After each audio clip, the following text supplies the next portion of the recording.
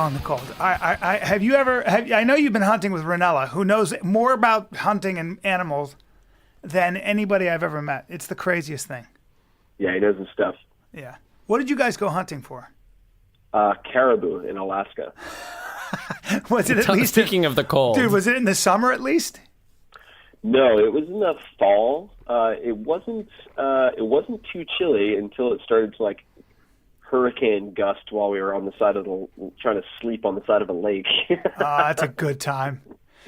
Yeah, you know what you realize in those situations? What a city pussy you are. I don't know about you, but that's what I noticed. Yeah, exactly. You know, I had body warmers, and it was I did shoot 2 deer though, I have to say. So hey, well done. Yeah. Real tough to do from 100 yards with a high-powered scoped rifle in a blind. God, I'm such a loser. You just waited until the bear trap stopped its track. I'm so glad to have you because I probably recommend your book. The first thing I say to anybody, like Bill Burr, who was on this podcast recently, I don't know if you know Bill, but he's a great comic. And the first thing I say to anybody who wants to get in shape or learn about the body is I say you got to read The 4-Hour Body. I like that Hunter called me a little bit, texted me, 3-4 days ago and said, dude, The 4-Hour Chef is amazing. He's talking about everything I talk about, deconstructing the learning process. I was like, yeah, no shit. That's why I talk about Tim Ferris a lot. And he has a TV show that's debuting this Sunday. Dude, you do? Yeah, we're 8 episodes in, man. All that shit that we've been talking about when we meet up for dinner or drinks or whatever, it's finally happened. Wow. Finally found the people to work with. So it's what is it?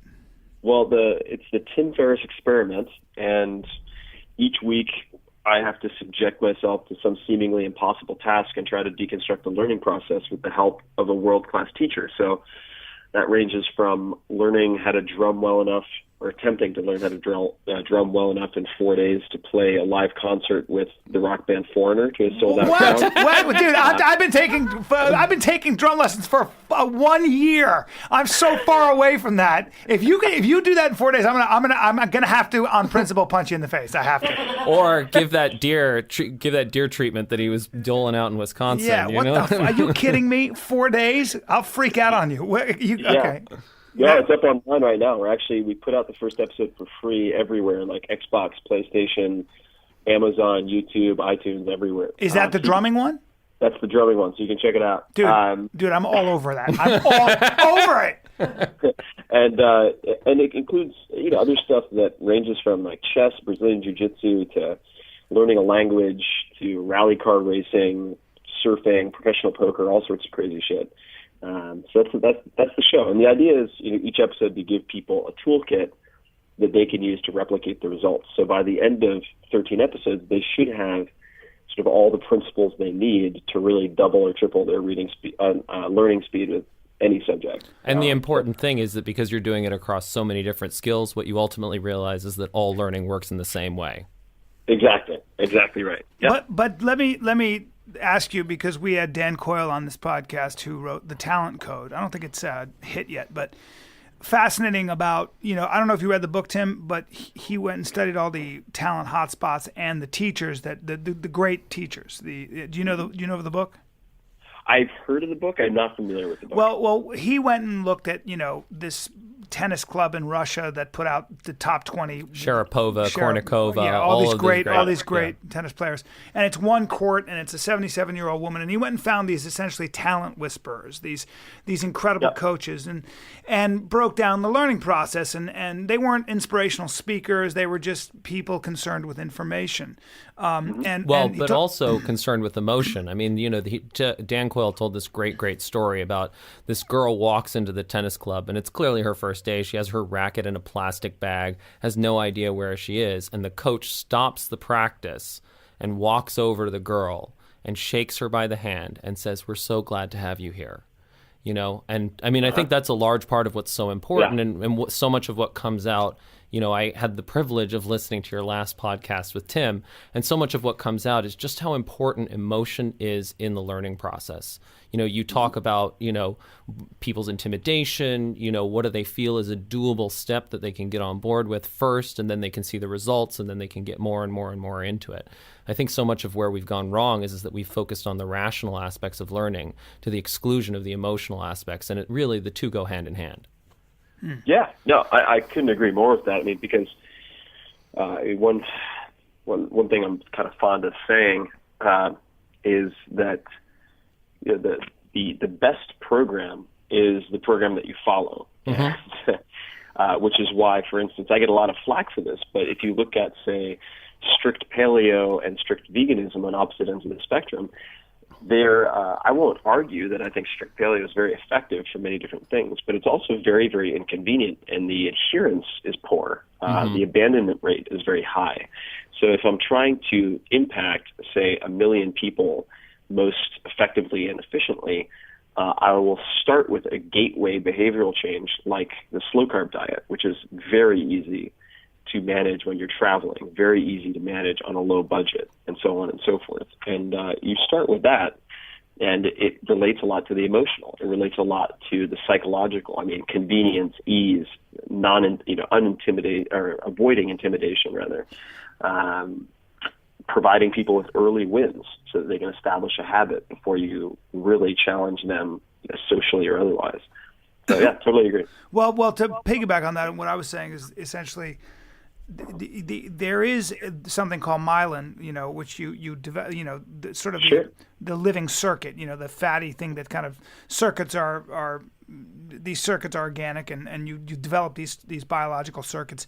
But that also comes from a lot of practice. And I wonder, it's one thing to deconstruct the learning process and learn a language in 3 months or 4 days or whatever it might be. But where do you come down on? How do you navigate, though, the bridge? I mean, there is something that one can't rush, and that is mastery at something over the long haul. You're never going to be a great stand-up unless you do it for a long time. I've never seen an exception to that. For that matter, you're never going to be a great tennis player, even if you have a great coach, without a lot of training. So how do you navigate sort of talk a little bit about the difference when you say you deconstruct the learning process? You start people with small wins, you teach them proper technique, and what you try to do, Tim, is basically say, this is what you should focus on to really get good at something. And a lot of the other stuff people focus on is not as important. Isn't that what you're saying? Yeah, absolutely. I mean, I can give you sort of an encapsulation of how I approach things. And also, I think it's, just to start off, really important that whenever you're discussing a potentially charged subject, like mastery, for instance, or let's take a really good example of God, right? So does God exist? Does God not exist? Well, let's make sure that we agree on a definition of God before we get into that fight, right? So I think that mastery is whether the 10,000-hour rule applies or not, for instance, is predicated on defining the terms very carefully. Otherwise, the argument goes off the rails. So I would say that as it relates to, say, the 4-Hour Chef and even this TV show potentially, like becoming world-class at something, in my mind, for what I discuss, is top 5% in the general population, right? So, and to give a real concrete example, let's just say, Bryan, that we've talked about deadlifting before, right? So let's say you weigh, like, how much do you weigh, Bryan? 170 pounds. I'm like think of a greyhound with feet. But faster. But faster and a little more supple, not quite as tight and stiff. With only a single horn on the forehead. Thank you, sir. So, Thank you. Thank you. So you're welcome. We got to get you on different supplements. But so imagine you're 170 pounds. You go to a gym, any gym that you can think of, and you start deadlifting 500 pounds for reps. Okay, that is going to be at the very top of the general population, right? I mean, that is a very significant accomplishment. You would be sort of considered world-class, meaning the world population, top 5%. Sure. However, if you were to enter a high-level powerlifting competition, you get laughed off the platform. Right. And so I distinguish very carefully between those two. And I think that when we look at it's a great distinction, Tim. I mean, it's a great distinction. Yeah. As you say this, I just to interrupt you for a second. I love the distinction because I work pretty hard at my tennis game. It has nothing to do with winning matches or competing. There's something incredibly satisfying about getting good at something, and I guess the state you get yourself into when you're practicing properly and you're hitting the ball better than you ever thought you could do so. That becomes a personal. And that state is called flow. I mean, Mihai Csikszentmihalyi has spent the last 30 years, 40 years studying that state. 100%. And that's the point is that is its own reward. You know, it's and if you guys want to see something really amazing, I think it's just incredible. There's a book called I believe it's just the Inner Game of Tennis. Watch the video. I watched the video. Okay, yeah, I sent you that. Yeah, you did. Thank you. I never forgot it. Watched it. It was brilliant. But keep going. Isn't that amazing? Yes. So this video is old. I don't know what it is. It's like Betamax footage of terrible TV footage. TV show in the 70s, but you can find it on YouTube. The Inner Game of Tennis, where I believe it was I want to say Galloway is the teacher who takes this woman who's in amazing, like, hippie early 70s clothing. Overweight, yep. Sedentary, has never done athletics at all, and gets her to the point where she's playing a functional, competent tennis match with him in about 20 minutes. Incredible. Serving well, hitting the ball like respectable forehands.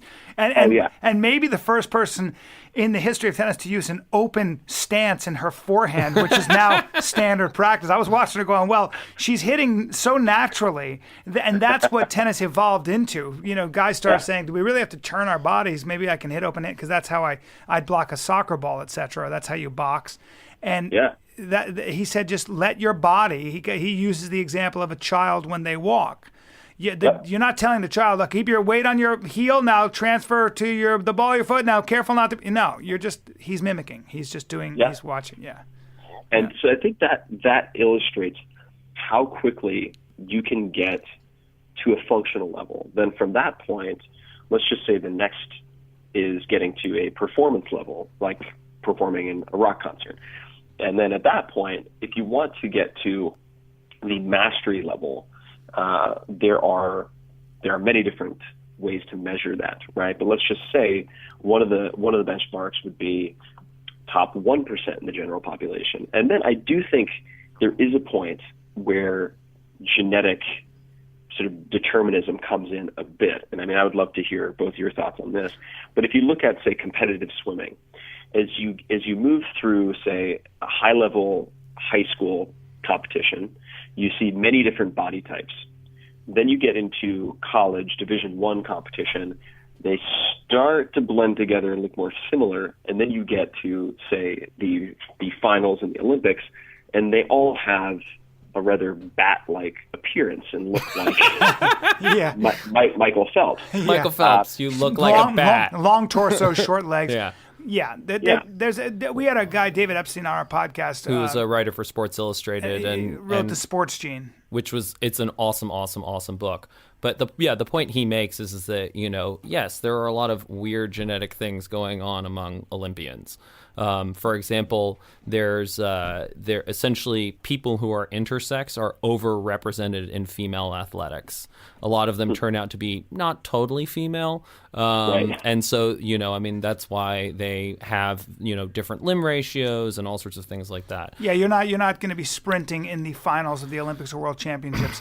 Sorry, unless you're of West African origin and probably somewhere in the Biafra coast. If you could find me one example in 25 years, please do. You can't. So, but the interesting thing is that David Epstein does provide two contrasting examples of the Swedish high jumper who trained obsessively for 20 years and, you know, won the Olympic gold medal.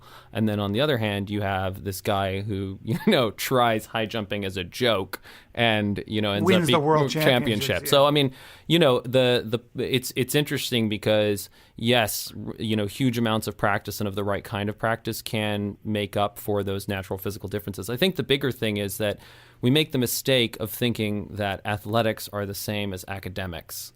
And the analogy doesn't necessarily work, and that analogy is incredibly misleading in general. I mean, in 2010, Nature Neuroscience published a review of what we know about the genetics of intelligence. And they concluded that while we'd found 300 genes for mental retardation, conditions like Down syndrome and things like that, things that are very well established, we'd found 0 genes for normal to above average intelligence.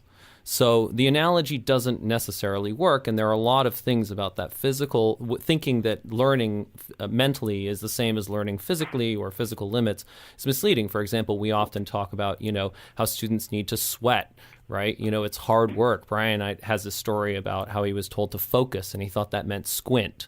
Yeah. But so a lot of what we think of with athletics, when we then apply it to academics, it leads to the totally wrong lesson because, of course, so much of what being able to perform really quickly and get to that first level of competence is about being relaxed, Yep. And so, just believing you can do it. Yeah. And I think those go hand in hand.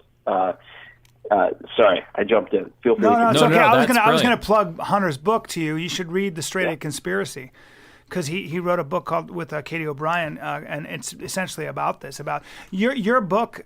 You should read it. He wrote it for high school students, but it's a great book and relevant to everybody. And I think I'm glad I got you guys together to talk because it's right up your alley. It is about the learning process. Hunter spends a lot of time tutoring.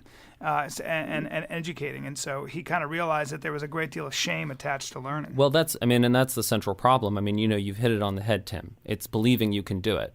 And what the experience we had is, we would work with students and we would hear them say things like, "I didn't get the math gene. I don't have a natural ear for languages. I'm just not a writer."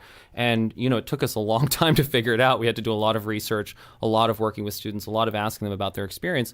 But what it really comes down to is there's a reason why we say feel stupid, and that's because stupid is a feeling, and specifically, it's the feeling of shame. And what shame causes you to do is avoid the source of your shame, which in the context of learning is your mistakes. But of course, your mistakes are the basis of getting better. And so these students feel terrible about themselves in school, and they never get better because they're constantly taking their tests and wadding them up and putting them in the bottom of their backpack. And the answer is to do all of the stuff that you talk about in the meta learning section, which is so simple. You get out the parts that aren't working in your process, the things that are going the worst, and you analyze them and figure out what's going wrong and use that to improve, which, by the way, is deliberate practice, which is what Anders Ericsson, the guy from the 10,000-hour rules, talks about. That's expertise. You look at your mistakes. Yeah, no, I couldn't agree more. And I think that, on top of that, it's very helpful, I think, as a practice to teach students, whether it's in school or in life, in adulthood, to ask better questions. In other words, I didn't learn to swim until after age 30, and it was always one of my biggest embarrassments. I was humiliated, and I grew up on Long Island, right by the water, for God's sake, and I had this acute fear and shame associated with this. And the only way that I learned to swim, there were a few things that happened. And of course, this is related to the framework in the 4-Hour Chef, which is just in quick review for people who aren't familiar with it. You have, deconstruction, so breaking down, say, learn Spanish into smaller Lego blocks that are easier to tackle. Then selection, which is choosing the 20% that get you 80% of what you need. Let's just say the highest frequency vocabulary items, so that you don't think of learning the language as taking a lifetime, which is nonsense, but rather 1,500 words that you can learn over, say, a few weeks. And then sequencing, putting them in the right order. And the last one is why I bring this up, stakes. So creating some type of incentive that is either a reward or a punishment that actually compels you to practice the way that you've set out. So in the case of swimming, I have a friend, and the two of us assign each other New Year's resolutions, because we realized that setting New Year's resolutions doesn't really work. And so each year, and it doesn't work because you always pick the thing that you know you are comfortable doing rather than the thing you need to do. Yeah, or the thing that's just difficult enough that if you're not accountable to someone else, you won't do it. Yeah. And so he assigned me a 1 kilometer open water race by the end of the year. This is 2008. Wow. And I couldn't swim, 3 laps in a pool. That's not easy. A 1 kilometer swim in open water sucks. Yeah, not easy. And so I assigned him, because he was drinking like 6 to 10 triple espressos a day. I was like, all right, you can't have any stimulant stronger than green tea. No more coffee, no more espresso for a year. And he was like, done. So we both agreed to this, and I got towards the end of 2008. I tried so many classes, and they were all teaching swimming the same way. They're like, okay, this is how I was taught. This is how I'm going to teach you. Here's a kickboard. Go warm up. And literally, my feet were like butter knives. I don't know what's wrong with my anatomy, but like I don't move on a kickboard. Well, you're not shaped like a bat. That's the problem. It's so embarrassing. I wouldn't even move, and I'd get like halfway across my first lap, and I'd just be spent, and I'd quit. And then if I tried to breathe, I would panic. If they actually tried to teach me how to swim, so on and so forth. So I tried to find a coach, and I quit repeatedly. And then everything changed when a buddy of mine who's not built for swimming but finished his first Ironman said, all right, you need to check out total immersion swimming. And total immersion teaches you to question all the fundamental assumptions of swimming. So do you need to learn to swim do you need to kick a lot when you learn to swim? Do you need to practice breathing when you learn to swim? And by asking these seemingly absurd questions, and asking, for instance, like, what if I had to learn to swim without kicking and without learning to breathe, to avoid those failure points in the first, say, 5 sessions, so you can establish a habit? And the answer is yes. You can go into a lane where the water's 4 feet deep and practice just kicking off the wall and nailing the hydrodynamics of swimming, and then you stand up. You don't have to swim. You're not kicking. And you do that for your first day or 2 of practice. And by having this logical progression, I literally went from, probably 2 or 3 laps maximum to about 40 laps per practice session in 10 days. It was all technique. Yep. And ended up by the end of the year swimming not just a kilometer, but like a mile open water in the ocean. Yeah. Wow. And like totally changed my life. And the way we got there, though, is by asking these really crazy questions. And I think that that's very, very useful, right? Like if you're afraid of, say, grammar tables. Okay, well, can you learn a language without ever looking at a grammar table? Or could you learn a language without ever even doing written exercises? And the answer is, of course, yes. And you can find a teacher like Michelle Thomas, M-I-C-H-E-L. By the way, another recommendation that I've gone through all 7 CDs. Thank you very much. Now Awesome. I got to work on my vocabulary.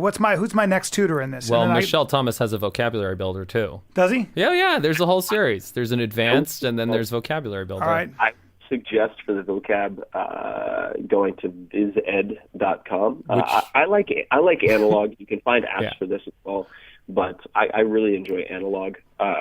Which, by the way, after listening to your last episode with Bryan, I ordered $250 worth of VizEd flashcards this afternoon. So, yeah, another great recommendation from Tim Ferris. It only cost you $250. Well, but to be fair, I ordered them for about a dozen languages. So, that's why they're not that expensive. Hunter has a 10 or working knowledge 20. and a real one of about 9 languages. Even though you were, what did you study at Harvard? You were a biochem, yeah. He was a biochem major at Harvard and decided I'm going to learn 9 languages. Well, no, I finished all my requirements in the first 3 years because I was like, I didn't know what I wanted to do in college. I'd spent a year working at a lab, and I was like, well, I guess I'll just major in biochem. Why not? Finished all my requirements, and then the last year, all I did was languages. That was the best senior year ever. That's good because I was a B student from American University in history. Now, but Tim, I want to piggyback on this for a second because one of the things that people don't talk about is the ability. You're also. It's one thing to to sort of do these things and deconstruct the learning process. It's another to find a really good tutor. It's another to find the source. And I know you can Google things, but talk a little bit about how because you're very good at finding your gurus, finding the source. But why do you think he's so good at finding those gurus? Because he is a guru. Because he understands the learning process. You know what I mean? Yeah. That's in order to be a smart shopper, you have to know what you're shopping for. Right. And I think that's so much of what it is that Tim has spent all of these years figuring out how the learning process works, and so he's able to spot what is really going to work and what's really not going to work. Yeah. Is that true, Tim? Talk a little bit about that. I think that's definitely part of it, but I actually just pulled up the questions that I used to find teachers, so I can read these questions to you. The first thing I'll typically do is try to identify someone who is just the best at what they do, or even better, the person who was the best in the world, say 5 or 10 years ago, because the people who are best now are in the limelight or in demand, and they're hard to get responses from. Like Bryan Callen, for example, in the world of comedy. Well, and having the number one podcast of all time. That's right. According to the International Podcast of All Time magazine. But keep going with your questions. Precisely. So I reached out to, and this, of course, I have a slight advantage here, but I did this well before I wrote any of these books. I reached out to a guy named Scott Jurek, who's an incredible ultramarathoner. He won a race called the Western States 100, which is a mountainous 100-mile race. God, that's so ridiculous. Jeez. He won that high altitude 7 times in a row. Right. I wonder what his VO max is. Yeah, it's more than all of the oxygen that I breathed today, probably. Where I was going with this is, Scott Jurek is built like Jack from The Nightmare Before Christmas. He's perfect for ultra endurance running. So I can learn a lot from Scott, but he has attributes that I cannot develop, and I need to focus on technique. All right, which are very important to separate. So the questions I asked him were the following: who is good at ultra running despite being poorly built for it? Who's good at this who shouldn't be? Okay, that was number one. Number two, who are the most controversial or unorthodox runners or trainers? Why? What do you think of them? The next question is really important. Who are the most impressive? Like, to you, who are the most impressive teachers who are lesser known? Right? So like kind of the dark horse teachers are really amazing, but very few people know about them. Then there are others, questions like directly to Scott: what makes you different? Who trained you or influenced you? Have you trained others to do this? Have they replicated your results? That's a really critical question. Yep. Again, to separate out the attributes from technique.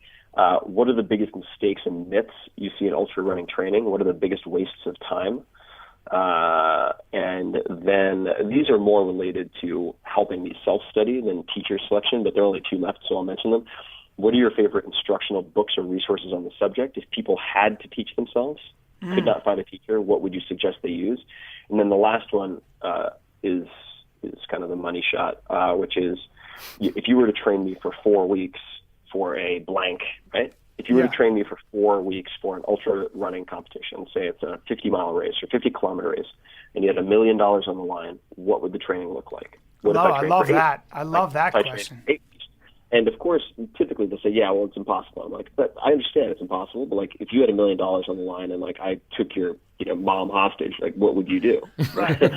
Had to try Let's it. jack up the ante here. I got your mom hostage, and you get $1 million and your mom back. That's all right. I got your mom. What do you think now? Huh? Yeah. But so those are the type of questions I ask, and this is it's a template that anyone can use. So I'll give you, and then I have a separate set of questions. I got to tell you, and I want to hear the separate set of questions, but it's very interesting to me because my buddy was GSP's training partner for many, many years, Brendan Schaub, who's now a heavyweight contender. And then there's a coach in Dan Coyle's book who coached and worked with Connors and Federer and all those guys. And he said, Federer and Connors basically practice about an hour a day on their stroke. They don't practice more than that. Oh, and by the way, GSP says more than an hour of practice on one thing, like you're striking, or you start to lose focus, and you start to. So there's that concept that Dan Coyle calls deep practice, which really means working on working, pinpointing, and being surgical about your practice. Working on what's not working. Working on what's not working. Yeah, well, let me add to that, just because this is very recent for me. So I did rally car racing for the Tim Ferris experiment, the show that I'm filming, and we had, I think, basically 3.5 days to try to learn enough to go out on a real rally course and compete in a race, which is really, really dangerous. And the coach, a guy named Tim O'Neill, is like a 5-time national and North American rally champion. And like, you name the rally racer, like Ken Block, Pastrana, it doesn't matter. They've all been, like Dave Mira, they've all been taught by him. He's just the Yoda of that world. And he emphasized multiple times that it is counterproductive to have too much ass and seat time. He's like, it is a big mistake to practice too much. And he would deliberately try to stop us at 3 o'clock, and he'd be like, "We're done," because that's when you get sloppy, when you get fatigued. That's when you make mistakes. That's when you not only reinforce mistakes, that's when you get injured. Wow. And and this is it's so fun for me to have to show people these patterns. You know what I mean? Like, it's not just Federer. It's not just this guy or that guy or GSP or Tim O'Neill. Like, the best in the world are not necessarily putting in 20 hours a day. Which is very new to me too. I always thought. Yeah, but it's new to everybody. Yeah, it's new to everybody. I mean, I always thought if you want to write a book, you got to write 10 hours a day. And, but that's the model of intelligence that we've been raised on. We've been raised on the idea that some people are naturally gifted, and that if you want to succeed, you have to throw all of your time at it. But that's really not what it's about. I mean, the point is that it's the natural flexibility of every human brain that makes greatness possible for all of us. And it's about quality of practice. It's not about quantity of practice. Yeah, I wanted to. This is of course related, but slightly separate. So the myelination, you mentioned myelin. I do think that obviously, as was mentioned earlier, there are a lot of differences between sports and academics. However, I also think that the sort of artificial separation of mind and body can be very counterproductive in some respects, meaning using exercise and sports to accelerate learning, I think, is a very real phenomenon. And there's been some really fascinating research done. I think it's out of the University of Minnesota. There are other scientists doing this type of work, but looking at how even and I'm not exaggerating this, like 5 to 10 minutes of exercise, whether it's like high intensity interval training or even moderate cycling, can increase something called brain-derived neurotrophic factor, and improve neuroplasticity and accelerate, for instance, very very specifically, foreign language vocabulary acquisition. So it's really cool to see the interplay of the physical and the mental, and how you can really use very, very simple prescription, like basic physical activity for 5 to 10 minutes, to help students who are otherwise struggling, and just give them an extra leg up. And that's detailed at length in a book called Spark by John Rady, which is an awesome book. Yeah, correct. Yeah. So in other words, you get them to do something physical, even though what they're practicing is mental. Say if they're working on a math problem or something, you would get them to do something physical because that would stimulate something else in the brain. Well, the classic example is he goes and visits the school that has instituted what's zero period, and what they do is they make the kids just run around a lot. It's exercise. Not only does it help BDNF helps myelination and all of that sort of stuff and nerve growth, it also is about the most effective antidote to ADHD you can find. Well, that's for sure with me. Yeah. I write when I'm walking. Tim, it's too bad you saw my hour when I was literally starting a whole new hour. You got to see it now. I'm about to shoot my special. So when I'm in Awesome. DC, I promise I'll make you laugh. But But, that's dude, I write that sorry. way. I write that way. Go ahead. I'm sorry. Well, I was just going to say, I love nothing more than to see someone working on their material, just because I know that's such. You do that? Do you follow me? Like I 100%. I would love to see the polished stuff, but man, I find it so fascinating to see someone working through their material, and because we're all human, and it's not like you just walk out and ace the thing. You know what I mean? Yeah. And I mean, there are many examples of this. I mean, you can watch like the documentary, I guess it's The Comedian, where you just see Seinfeld bombing and forgetting his lines and fucking up. And it applies to so many areas. Jiro Dreams of Sushi is another great one. I mean, it's just so, it's so much fun to just see people in that state of flow and totally engaged and trying to reach mastery. Yeah. So yeah, I took us into the exercise realm, but No. But I listen. You're absolutely right. I mean, we're all paying for Descartes. I mean, the guy hundreds of years ago says that the mind and the body are separate, and it has messed up so many aspects of life. And it's important that we realize that, as the Romans said, mens sana in corpore sano, healthy mind and a healthy body. This podcast is intellectual as fuck. Holy shit, we're not playing around, you guys. But the other thing that I think is really important to notice.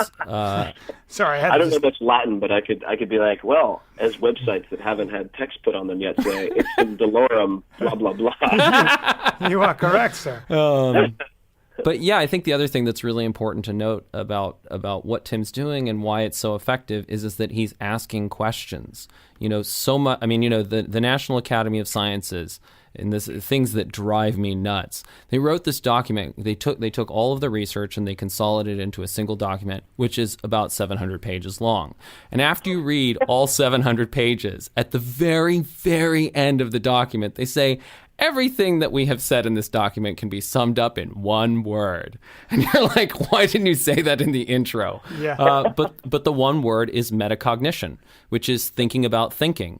And that's what Tim does. That's what meta learning is. Yeah. I mean, that's the difference between effective students and ineffective students. Effective students think about their own thinking. They think about their process and are constantly trying to improve it. It's kind of like I read that famous story of the famous Rabbi Hillel, who, all these rabbis were studying the Torah and they dedicate their whole life. And he basically said, the Torah can be summed up in the following sentence: that which is hateful to you, don't do to others. Yeah. And class over. Bam. So, but that's the whole point. I think you're very valuable, Tim. I think, and Hunter, your book, and I like showcasing this stuff because I run into so many people who essentially say things like, well, I'm never going to be able to do this because I don't have the time, or what have you. And I think we do. We have a warped sense of what it means to accomplish something, and certainly what it means to enjoy getting really good at something.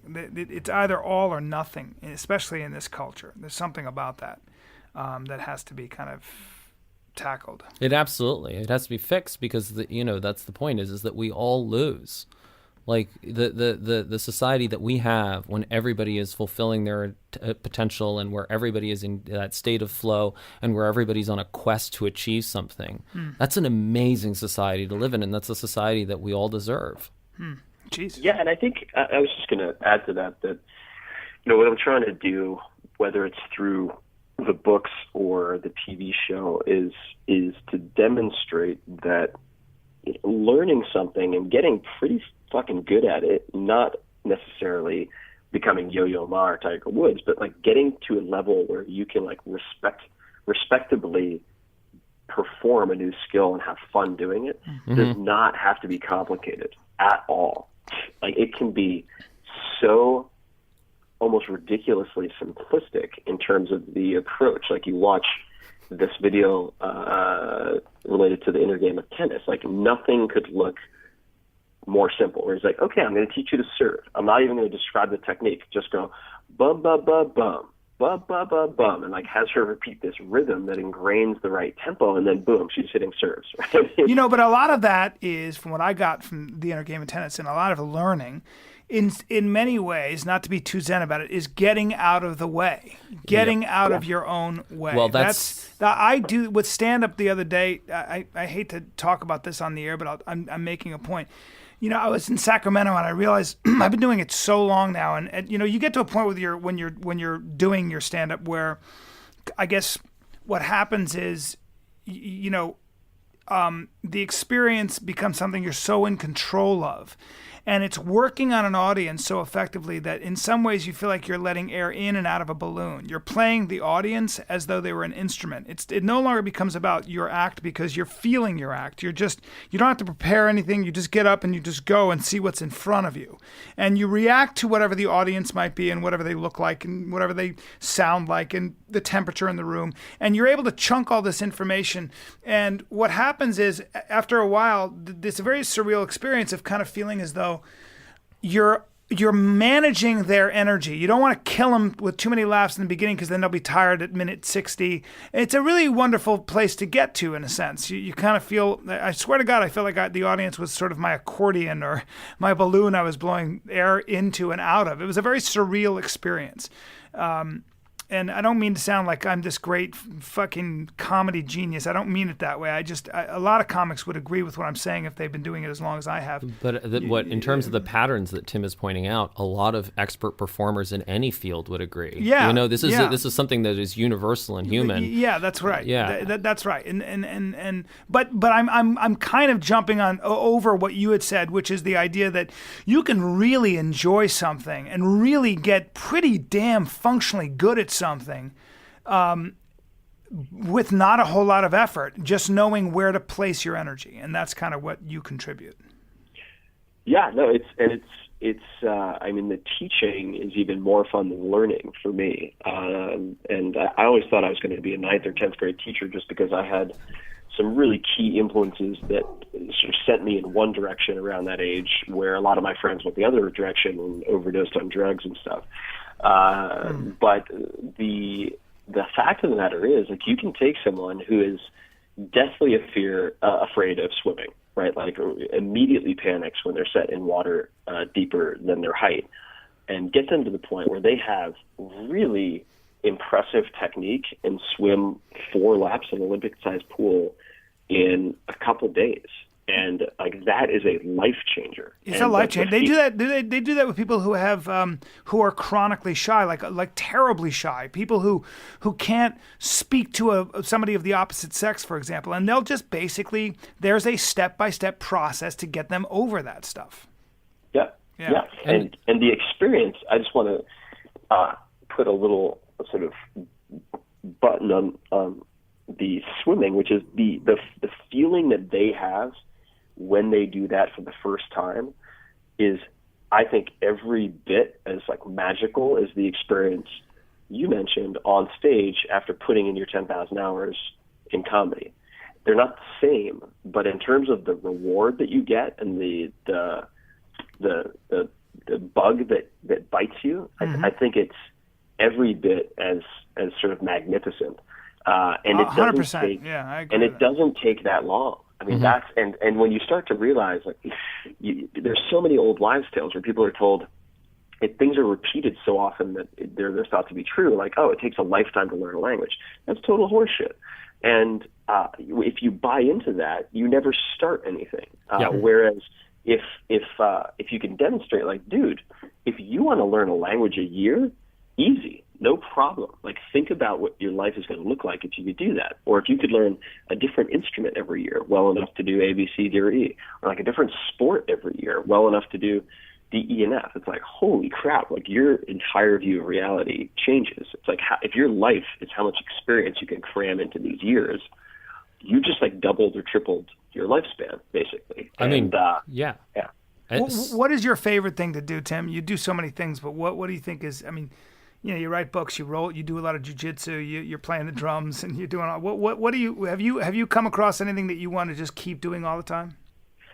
Well, it's this is not a dodge at all. I think that what I most enjoy doing is studying this meta learning stuff. So it's like having those epiphanies about new skills is what I enjoy. Being like, oh my God, like one of the episodes, oh my God, Brian, you would love this one. So I did a combination of Brazilian Jiu-Jitsu and chess in one episode. The Josh Waitskin episode? Yeah, was it with Josh Waitskin? That is the Josh Waitskin episode. Yeah. Did he have that? Because I love his book. I mean, that's what he talks about. Yeah. So it's Josh Waitskin and Marcelo Garcia. Oh, the master. So this episode will blow your mind, but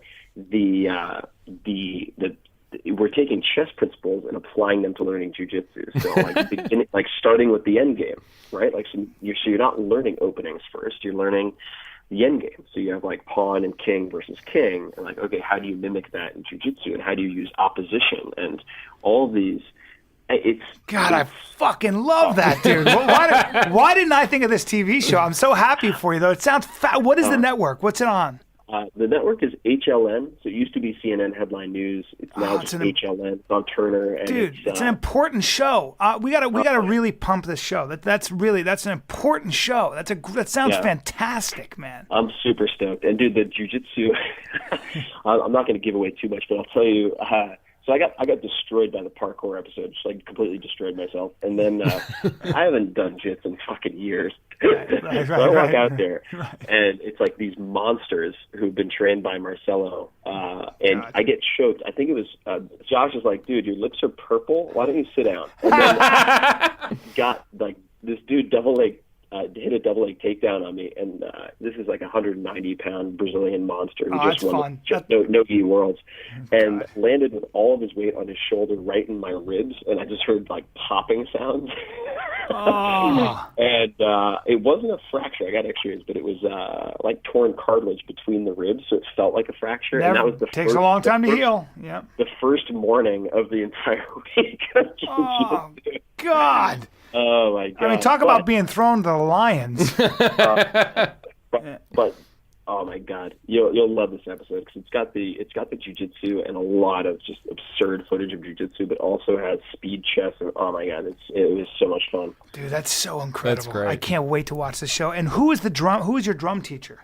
Oh, the drumming teacher, I had two teachers. The best known is Stuart Copeland, so the founding member. Oh, my God. Kiss my ass. I want that guy. One of the top 10 drummers of all time, pretty widely considered.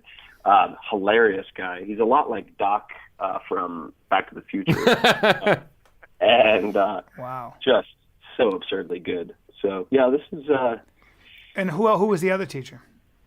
The other teacher was actually a lesser-known guy. His name is Adam Timmerman, and he is one of the head drum instructors at School of Rock. And it was great to have him involved because Stuart is an incredible drummer, also a very good teacher, but he doesn't teach as his profession at all. Yeah. And I mean, sometimes when you get a genius like that or a guy who's that good and been doing it so long, it's hard for him to start from the beginning, isn't it? I mean, yeah, oh, absolutely. And I think that's true for everybody, right? It's like if somebody walked up to you and they were like, Brian, please teach me English, you'd be like, Right. Well, depends on what she looked like, but I know what you mean. Yeah. We'd start with a lot of relaxation exercises. Those pants are way too restrictive. You got to start. You got to open up so the diaphragm can really breathe and you can articulate. That's it. There it is. Sorry, Tim. This is an important... No. That's all right. I feel the reverie drifting off. Exactly. But the balance of having both of those teachers was really, really phenomenal. And that was the same, say, Marcelo and Josh, right? You have two sets of eyes on the same puzzle, which is extremely helpful. That's also why, when possible, I actually don't prefer one-on-one lessons. I much prefer to have another student at around my level as a participant, so I can observe mistakes and see what's getting corrected. I mean, think about jiu-jitsu as an example. It's like, how can you see what the hell is happening when someone's demonstrating on you or vice versa. It's really hard. It's interesting you say that, because in the Spartak Tennis Club that put out these top 20 women tennis players, and they had resounding success. These, not just women, men as well. She was responsible for the Russian Revolution in tennis, where all of a sudden Sharapova comes along, and now there are 20, 30, 40 women playing at the top level, and she only teaches group classes. She does not teach one-on-ones. They have one court, and they spend a lot of time not even hitting a ball. So there it is. That's cool. Yeah. Yeah, I need to read this book. I've been getting really into tennis. Side note, I don't even know the first thing about it, just because I read Andre Agassi's autobiography. It's great amazing. book, a great book. That's a great book. Open, yeah. Love that man, book. Yeah, so good. Yeah. Oh. Well, and that's the thing is, I mean, you mentioned this in the last podcast, I think, about how, there was some 14-year-old Wimbledon phenom, and then she tried to write about, what it was that she did. Well, that's David Foster Wallace's book, How Tracy Austin Broke My Heart. Yeah. Because a physical genius a lot of times has a lot of trouble putting into words how they do what they do, because so much of it is a feeling. But more importantly, when what they find is, like, when they ask athletes, like, what was it like to win the Super Bowl, and they'd always say something really sort of glib, or mundane, sort of like, well, we just try to get the football down the field, and that's our job. Well, that's actually important for top athletes, to not be overthinkers, and certainly not be too poetic or nuanced about the thought process. Are you ready to tie some things together, Brian? Yeah, they'll get in their own way. So yes. Are you ready to tie some things together? Yes. So why is it that Tim is able to learn these skills, and get to a good level of proficiency in about 4 hours? Why is it that you're talking about things being Zen? Because essentially most of what people are dealing with in the early stages where they're failing is intrusive thoughts. And those intrusive thoughts fill up their attention and make their attention unavailable for engaging with that task. And that's really what being Zen or being in the moment or anything like that is about. It's having your attention completely free. And that's what you're here for, to tie things together in a little bow. Tim, take it away. and scene. Scene. Well, we do have a little soundboard here. We could do some clapping studio. Yeah. I'm really looking forward to seeing to seeing the drumming episode, though, to see how these two guys help you. I mean, I can't believe, did they really get you ready for a concert? Yeah, man, you'll have to check it out. I mean, exactly. No spoilers. I do have my moments, my dark hours. My God. But it's all there. Yeah, you can. I mean, just go to iTunes and you'll see it. Smack dab, Tim Ferris Experiment. But it's really, I'm trying very, very hard to create a show that is accurate and actionable, and obviously it has to be entertaining. So I think it's getting there. I mean, I think it's really getting there. So that the whole DISC framework from the 4-Hour Chef, like, it's right in there for the 80-20 analysis. It's right in there, like, talking about how you apply that to music. And I think I'll keep my fingers crossed, but I don't know, man. I think it's kind of working. So look, man, it sounds fantastic, and I know enough about you. I've watched your TED lectures. I've read all your books, and I can't see it not being really, really interesting and entertaining. I mean, there's no way. So that you just got when you get my seal of approval, my friend, that's worth at least 20, 30 viewers. A sticker on the front of a novel. Like, I need to exactly. Those and stick them on the thumbnail on iTunes. It'd be amazing. Correct. By the way, Joe Rogan says hi. I was with him, as you know, this whole weekend, so he says hi to you. Yeah, you got to. I'll let him know about your show too. So that'd be awesome. Yeah. Well, guys, this has been really fun. I mean, this is obviously a topic I just do not get tired of. Dude, let me know when you're in LA so we can grab a meal and let's play some tennis. You should see what I look like in a pair of shorts. I'm like a cat or a UPS driver. Yeah. Nice to see you in some nice Euro 70s style shorts. That's what I'm talking about, my friend. In a straight way, obviously, but and very tightly cropped. Hey, have a happy Thanksgiving, man. I think you're with your family in New York, right? I am. Yep. All right, buddy. Well done. One last question: is there a book on the horizon, or are you just focusing mostly on this TV show, the Tim Ferris Experience? I am 100% focused on the Tim Ferris Experiment. Experiment.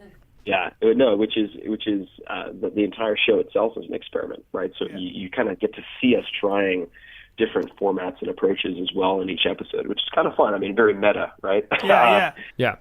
And people should know. People should know the 4-Hour Body. I talk about it a lot, but I love the book because you put yourself. You not only talk to all the experts in the world about everything from muscle growth to how to lose weight to optimize your energy from the vegan diet to the paleo diet, but you experiment on yourself, man. You use yourself as a complete guinea pig. You get your genome tested and everything. So, yeah, it's fun. There've been I've had a couple of new milestones in reader case studies in the last few months too. I've had more than a few people who've lost each more than 200 pounds, which is pretty wild. That's awesome. Wow. How do you eat typically, Tim? Do you still do the one day where you go crazy and boost your glycogen levels by eating fatter day? Yeah, eat crazy shit like 20 Saturday. donuts. Yeah.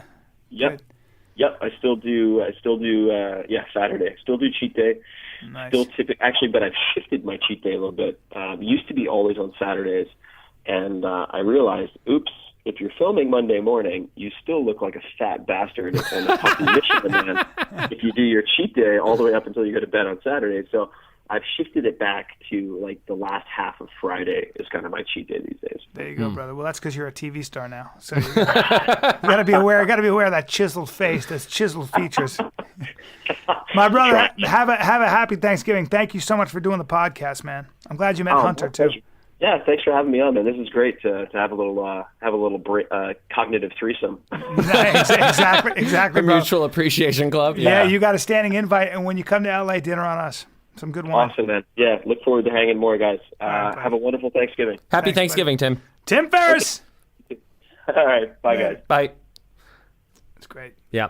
I think the other interesting thing, too, is, now that there are 3 books in the 4-hour series, I mean, you can really start with any of them. And I mean, that's the thing. Obviously, you resonate so much with the 4-hour Body. I resonate with the 4-hour Chef. I love the 4-hour Chef, though, because it's all about what we talk about. Yeah. But I think that's the thing is, for people out there, I mean, see which one appeals to you most, start with that. Because I read the 4-Hour Workweek first, and I don't think I was in a position to appreciate it. And then, now I actually want to cycle back to it and reread it. Yeah. Now understanding more of where he's coming from. It's good stuff, man. Yeah. I reread Dan Coyle's book, who we're going to have on the podcast very soon, The Talent Code. Yeah. I love that book, man. Yeah, it's an incredible book. Another book that Hunter Motz has exposed me to. But, you got anything else you want to say, my friend? Well, we're actually going to have Dan Coyle on again with Dave Epstein. Oh, I can't wait. Yeah. I can't wait. Where we're going to basically dispel nature versus nurture and say nature and nurture. And by the way, there's a rumor we might have Jared Diamond, We Pulitzer are gonna have- Prize-winning author of Guns, Germs, right. and Steel, a seminal work. Yeah, probably the book that has most changed my life. I mean, that book utterly revolutionized my experience of life. Yeah, would you say that's the first book to start with when you want to learn about history? Absolutely, without a freaking doubt. That book, I mean, talk about, I felt like Saul on the road to Damascus. The scales fell from my eyes. Who then became Paul, if you're reading the Greek translation versus the Roman, I think. I don't know how it works, the Latin. Yeah. But I mean, such an important book. And I think, the reason why I wanted to get Charles Mann on and the reason why I want to get Jared Diamond on is because essentially together those books destroy the idea of race. And I think that's so much of, people try and solve racism by saying that in spite of our race or our belief in race, we should all get along. But I think what, those 2 books do is they destroy the idea of race at all. Mm-hmm. And once you get rid of the idea of race, which from a biological standpoint is utterly ridiculous, certainly intellectually. Intellectually, it's utter human potential wise. You're right. That's right. But I think that's the thing is that it's ridiculous, and I think that in terms of being able to move forward, we need to destroy the idea of race and realize that we're one species. And that's what books like Guns, Germs, and Steel and 1493 really enable us to do. Yeah, that's why. That's why asking the right questions and wrestling with these questions and reading people that have spent a whole lot more time than you have on these subjects and make a very cogent argument for them. That's why it's important to read the books, man. That's right. And there was a really great commencement speech that was given, and I think it was at West Point. And the guy said, it was all about the importance of reading. And he said, sure, read magazines and newspaper, but mostly you should read books. And the reason why is because books are distilled thought. If you read an article, it's, man. an article is a few hours of thought that have been distilled. A book is years 10 of years, thought. a lifetime. Yeah, exactly. A lifetime. You're taking a lifetime's worth of thinking and concentrating in a couple of hundred pages. 100%, man. Yeah. With that thought, ladies and gentlemen, thank you so much for being with Bryan Callen, Hunter Motts on the Bryan Callen